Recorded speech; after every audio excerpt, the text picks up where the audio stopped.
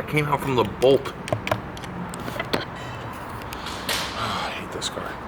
Welcome to Carcane Rehab. We've got too many project cars. Try to get as many of my cars and Ashley's cars back on the road as possible. Today's the day.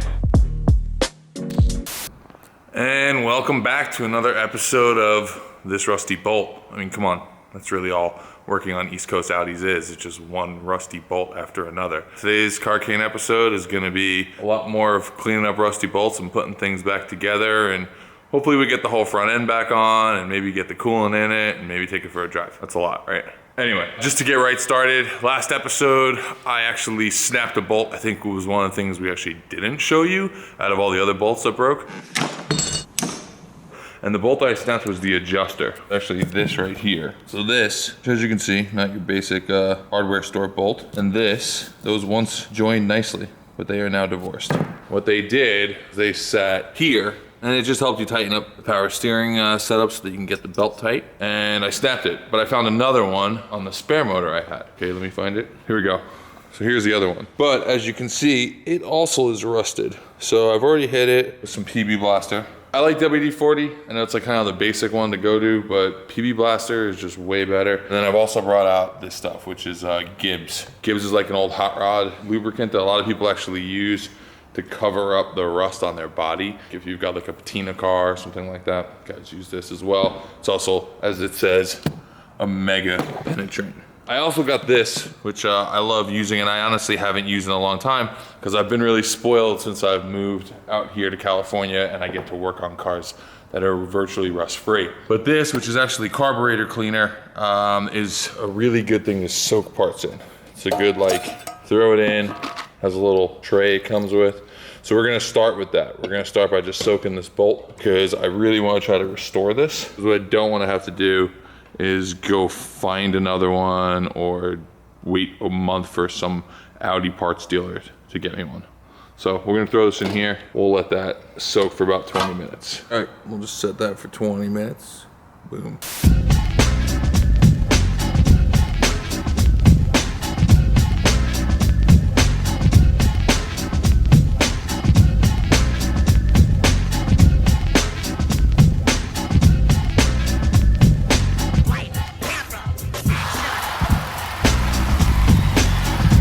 All right, I'm just done. Let's pull this out. It was in there for 20 minutes. Name of safety unless you're gonna put some gloves on. This stuff's pretty nasty crap, so. This thing's soaked for a little bit. As you can see, kind of starts to break a little bit of the rust off of it. I'm gonna give it a quick little try and see if we can get it to loosen up just a tad. But I don't want to stress it too much because I don't want to break it. So if it doesn't go, we'll bring out the fire. Yeah, it's still pretty tight. All right, so what I'm gonna do is I'm just gonna throw 2 nuts on here, grab that with the vice grip, and then I'm gonna put a ton of heat right here and see if it'll loosen out. Check it out, y'all. Check it out, y'all. Check it out, y'all. And let's see. Voila. Didn't really put any effort behind it that time. There you go. That came out pretty easy. So now, as you can see, this is actually a little bent, and this is nothing more than just a regular bolt, so I can replace that. But this is what I want to save. I'm just gonna chase it real quick with a tap. We've got our Eastwood tap and die set here. And as long as Brad hasn't lost all the bits already, should be able to put that together. I'm just gonna hit it with a little bit of oil just to make this a smoother cut. I don't have any cutting oil on me, but this should do fine. Oh, she's still hot. I'll let this cool for a second before I start cutting it. Just want to go through there and just clean it up a little bit. All right, that's slight overkill, but I feel pretty confident that that's pretty clean. And when I put it back together, I'm gonna use a little anti-seize just so this doesn't seize up again. If I really cared about what was left of the bolt, I use a die to cut the bolt and try to just clean it up a little bit. But as you can see, the one that's missing, yes, the one that is missing is the one I need. Thanks, Brad. It's definitely his fault. All right, so while that bolt was soaking and all that stuff, you might have seen in the background, I was working on this. So what I did was I pulled out the original, it's kind of, I guess, the headlight supports, rad supports. These are meant for the flat hood, which is like this. And these right here are meant for the hood that wraps around the grill, also known as the B4 hood. This is a B3, 4. Changing over to this, I need a different setup. So I'm gonna swap those over. Before I bother putting that all back together, it's made some room for me to get to all my hoses because I'm gonna replace all the hoses. I got some silicone ones from 034. And one thing that's nice about them is that not only are they beefy silicone hoses, they also delete that extra radiator that I showed you last time. This right here was a bypass for an aux radiator. So now instead of running the bypass, it just connects the hoses, makes it real simple. Before we do all that, I just wanna flush this. So it's time to start this thing back up, bring it outside, get it up to temperature, basically just run water from the hose through the radiator, just so I can just kind of flush the thing out and get everything moving. Once I put all new hoses in and a new tank, and all that, might as well get all the grime that's out of there. Yeah, this will also be the first time I start it since I did the timing belt. So I'm just gonna run through, check a few things, start her up. Hopefully we can get this all back together real quickly.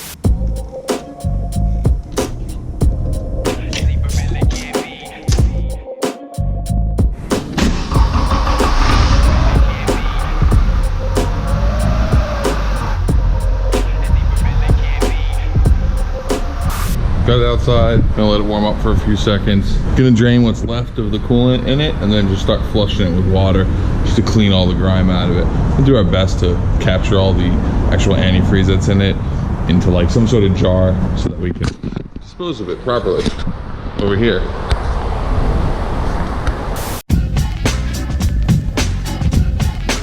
I'd already drained all the coolant out of this, but I wanted to continue to flush whatever was left in it. So what I've done is I've just connected the hose to the reservoir, popped the bypass. See, nice clean cold water, it's pretty much just hose water coming out of there. Yep, see, so we're just about up to temp. And you want it up to temp because obviously A, it opens the thermostat and it also just gets everything kind of free inside. So we'll do this for another minute or two, then time to pull all the hoses off, put the new hoses on, and put this thing back together with the new hood and the new look. Should be kind of fresh.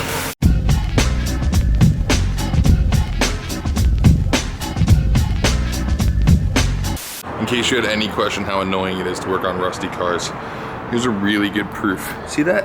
That dirt that's under there? That's rust. That came out from loosening this. That came out from the bolt. I hate this car. Time to pull off those hoses, put on the new ones.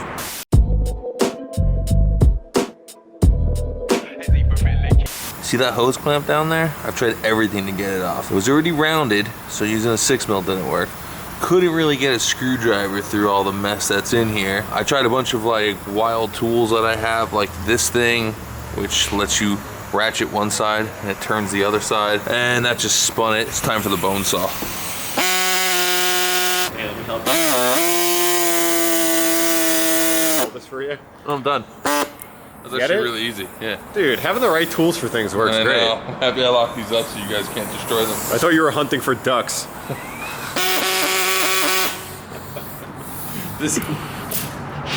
We just look off into the distance and that noise is coming out of the Audi. I don't know any other car that would necessitate that. This is why you shouldn't build Audis, kids. I mean, we're not upset that you're doing it. We're just happy you're not asking us for help. Everyone wonders, they're like, why doesn't anyone help Scotto? And it's like, you choose to build an Audi and a Rover, like two cars nobody You're wants. changing a headlight bulb and your car looks like this. What was that? I don't know, I think a bunch of asbestos fell off of it. definitely looks like asbestos. Check it out, y'all. Check it out, y'all. Drained all the coolant, flushed it out as best as I could.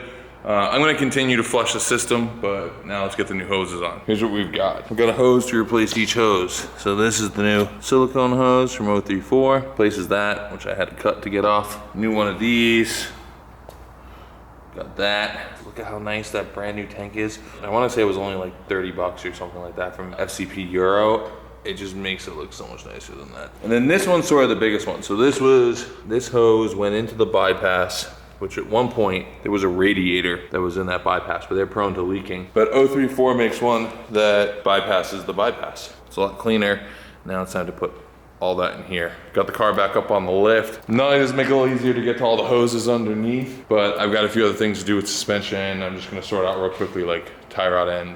I also forgot to bolt in the rear strut bearings, which I realized driving it to the gas station. It was making a ton of really bad noises. I realized I just forgot to tighten bolts. Yeah, we'll do that and then put the new Euro front end on and make it look a little more sexy. All right, this is that time lapse time. Yeah, watch.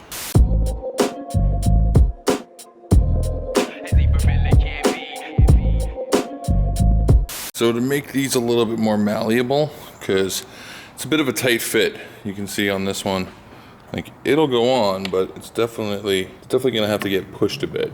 And this one is actually a lot looser fit than that one down there. So to make it a little bit malleable, I've got some hot water.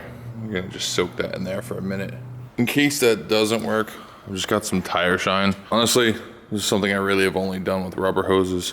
But instead of like using grease or something like that to get them to slide on, a little bit of tire shine works because it dries up pretty quickly and it's not really a ton of grease or anything. If you're just putting radiator hoses on, this works as a decent, just a little bit. Don't put too much on it, but it helps it kind of slip on. Usually water does the trick though, so.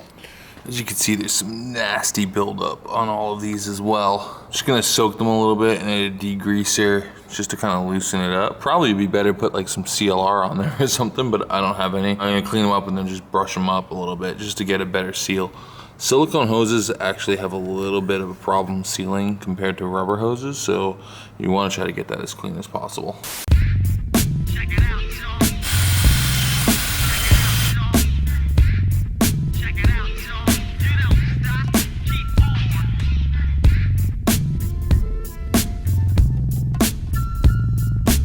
Like that, way better.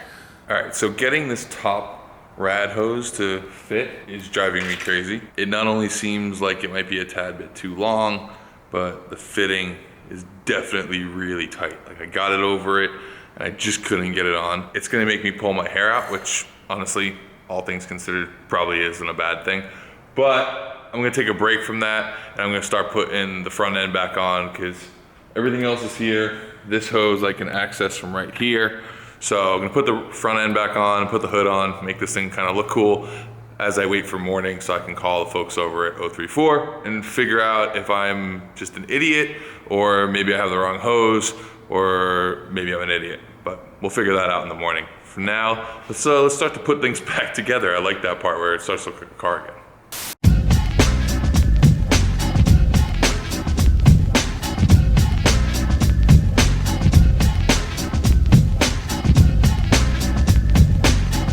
I put on the new, I guess you really can't call it a rad support because there's not a radiator there anymore, but I put on the new, let's call it a headlight support, grille support. So these are actually brand new bits that someone from Motor Geek sent me like 15 years ago.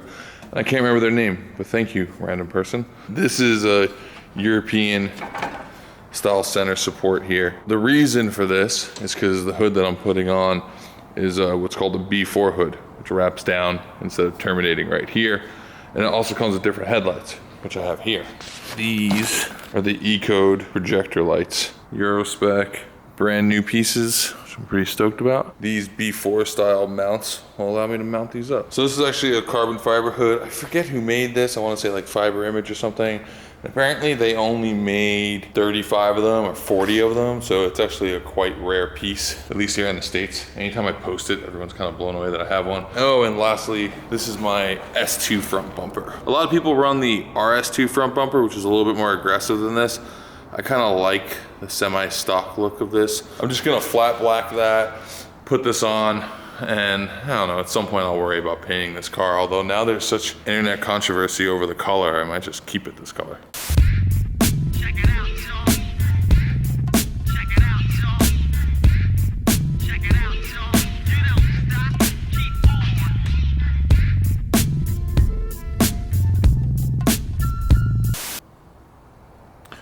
on. And And there it is, all mocked up. I just wanted to fit everything real quickly, see kind of what's missing. Obviously, like I didn't even hook that back in there, and I gotta space some stuff out.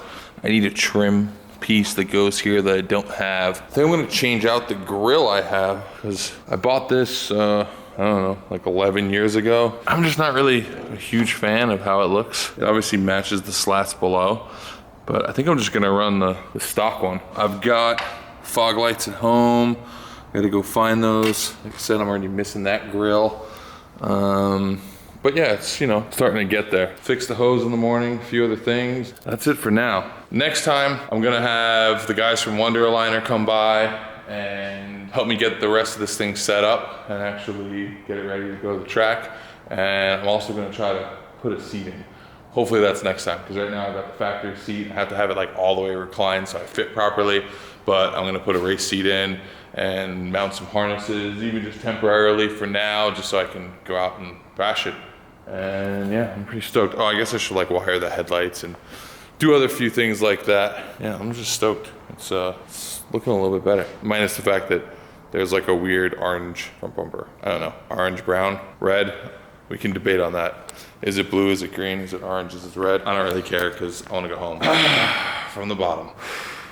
That's a wrap! Brian directs Gymkhana, so he does Carcane Rehab, and he doesn't really do a lot, but he films it better than me. Tune back in, subscribe, like, comment, watch the videos, do the thing, and we'll continue to build cars, because that's the name of the channel. That's it, man. I don't know what else to say.